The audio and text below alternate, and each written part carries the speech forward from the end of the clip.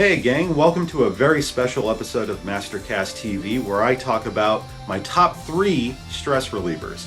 And I don't typically do top 5, top 3, top whatever lists because my opinion is in a constant state of flux.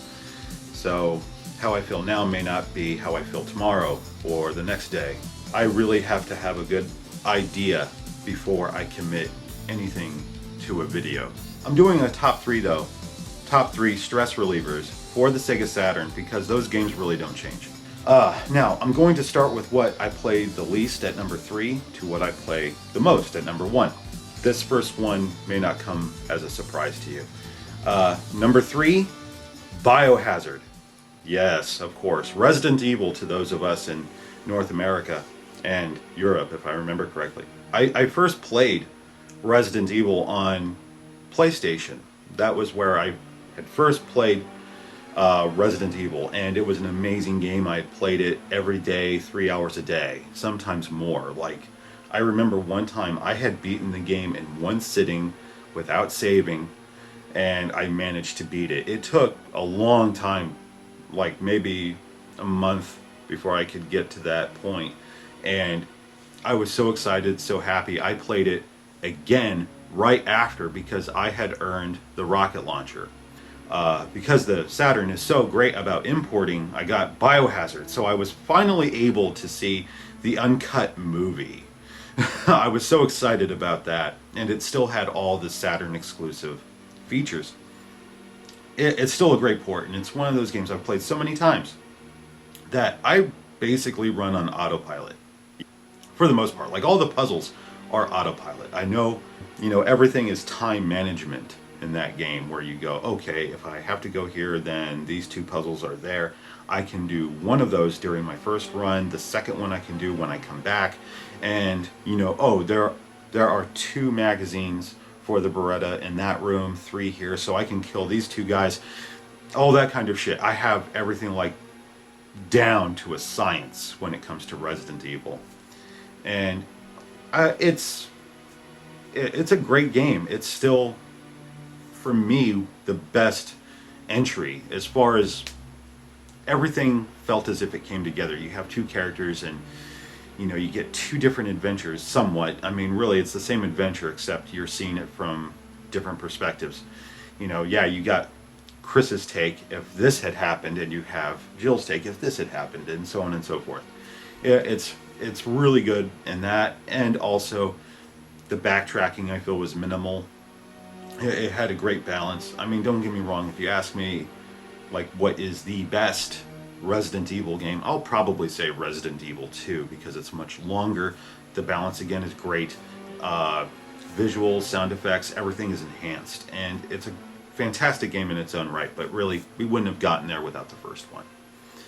So yeah, Resident Evil, there's always that gratification when I take a shotgun to a zombie's chest and the head explodes. It makes me feel so much better about my day. Number 2, Metal Slug. I know I should be choosing Sega games, but Capcom, SNK, they have some fantastic ports, like Biohazard for example, as well as arcade ports like X-Men vs. Street Fighter. SNK, you have Samurai Showdown 4 and Metal Slug, Real Bout Special, all these great games, and Metal Slug is the game I've gone back to so much because it has this Saturday morning cartoon aesthetic to it that really appeals to me and hits me in my nostalgia warm and fuzzies. And setting people on fire on that game, the violence is so over the top and ridiculous. It's such cartoon violence that it makes me giggle each and every time I set a soldier on fire, or I blow them away with my shotgun and they just turn into red mist. It's a great game. It's so much fun. It can be difficult at first, if you haven't played it that many times. Maintain your level of skill, you're going to lose it. Gaming is a perishable skill.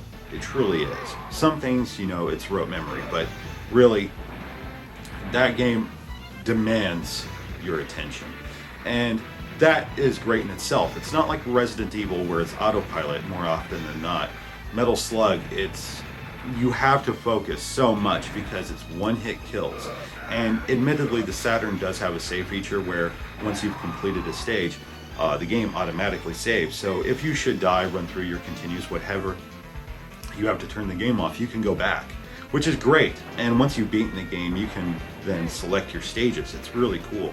Here's the thing, Mastercast TV is not a self-sustaining body. I have a very mindless, tedious job where I clean a bakery. Everything is managed, and I'm always, my brain is in another place whenever I work. I've done it so much over the course of the last 2 years. It was like that with my old job as well. I used to work in the theater, and after doing that shit for 5 to 8 hours, once I come home, I'm like, I need something to make me feel alive again. And Metal Slug is definitely one of those games. It makes me laugh. It challenges my reflexes, and I feel like I always notice something new because the backgrounds are so detailed, like these beautifully hand-drawn sprites, and the character animations. Everything is just so gorgeous. Like, there's a lot of craftsmanship in these SNK titles, and they're just awesome. There are days I really don't have a lot of time to sit down and thoroughly enjoy a game. So being able to pick up something like Metal Slug, it's very pick up and play. It's an arcade game. Resident Evil, you kind of need time, especially since I've gotten so competitive with that game. Once I've been playing it for a while, it's very hard to stop because it's like, oh, well, no, I can do this without saving. It's goofy, but that's why I play Metal Slug more than Resident Evil, even though Resident Evil is one of my favorite games of all time. Yeah, it demands far more time than what Metal Slug does. So that's why Metal Slug, number 2. Number 1, Die Hard Arcade on Sega Saturn. Yes. So a Sega game, number 1. That's very appropriate. I love Die Hard Arcade because Die Hard Arcade is as close as we've come to Streets of Rage 4. Streets of Rage 3D. Even more so than Fighting Force. It's got the feel, it's got the energy, it's got the excitement. It has so many awesome moves. Like, one of my favorite moves is when you get a hold of a can of hairspray and a lighter, and you can just torch people. I really have a thing for flamethrowers, I guess. And just setting them on fire and beating the crap out of them in these ridiculously over-the-top, almost Expendables-like action moves. It's a fun game. It's everything that you want from a beat-em-up. That, and visually, it's one of the best-looking games on Saturn, which makes sense because the arcade game was done on the Titan video board, which was essentially an arcade version of the Saturn's architecture. So it made the port damn near perfect. I don't think the textures are quite as sharp, but Die Hard Arcade is like fucking phenomenal. It's a great game too. It's another thing that makes it awesome, especially on Saturn, is that it's very hard to play Die Hard Arcade and not play Deep Scan, because if you haven't gotten Die Hard Arcade, you'll notice there's an option where you can play Deep Scan, and it's an arcade game from Sega from like the 80s, and it's so much fun. The reason you would even play it is that I gave it a try one day, and I was doing really well. I'm like, oh man, this is so cool. It's old school. This is really quite awesome. I'm getting 2 great arcade games in one package. Sweet. But then I realized you actually earn credits through playing Deep Scan. So the better you play Deep Scan, the more credits you'll have in Die Hard Arcade. So it's gotten to the point now where I can't play Die Hard Arcade before playing Deep Scan. Okay? And it's like a great night at the arcade, and very few things pull my head out of my rectum quite like Die Hard Arcade in that respect. It's like having this incredibly nostalgic arcade experience, and you can have it in a very short amount of time, because I'll play Deep Scan for like 10-15 minutes, then I'll jump into Die Hard Arcade. I'll play that for another half an hour, and so often I can beat the game in like 45 minutes. It's a very quick adventure, but It's so much fun, and uh, along with GoldenEye, it's one of my favorite licensed games, like movie licensed games.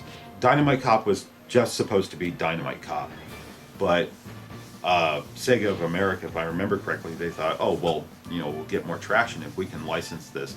Because clearly the game had taken a lot of inspiration from Die Hard. And from what I remember, Sega of America recognized this, and they're like, you know what, if we just change a few things, we have a Die Hard game. So, like, the building has been changed. In the Japanese version, it's like these twin towers, if I remember correctly, and they have this bridge linking them together. In the American version, it's Nakatomi Tower, and you actually see the Nakatomi logo throughout the game. But really, that's all they changed. That and the name of the characters. The characters' names were different. Oddly enough, though, they didn't really change the villain. The villain is not Hans Gruber.